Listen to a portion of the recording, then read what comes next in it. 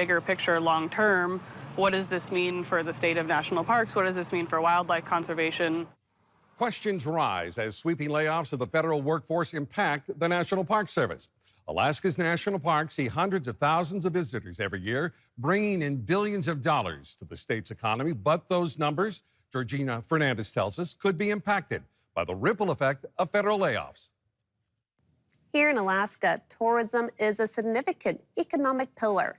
The Alaska Travel Industry Association says last year we saw more than 3 million people visiting Alaska, creating an economic output of about $5.6 billion. The industry alone, the association says, is responsible for supporting around 48,000 jobs statewide. And the group says a big part of what brings those visitors to the states is the outdoors. In 2023, the National Park Service says that $2.3 billion of the state's economic output came from visitors. That same year, NPS said that visitors spent around $1.5 billion in spending in gateway communities while visiting national parks in the state.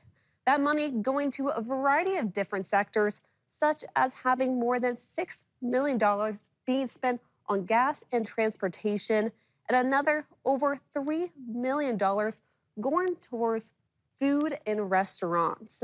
Those funds could now be lower in the future, the Outdoor Travel Alliance tells us, following federal layoffs, including those of NPS workers. The group says this could have a ripple effect in gateway communities, in particular if park services become more limited, potentially impacting local spending. My concern is that we could see facility closures or reduced hours.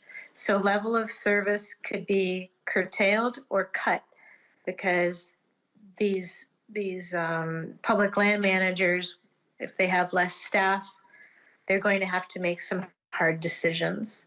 Now, the direct financial impact is still unknown.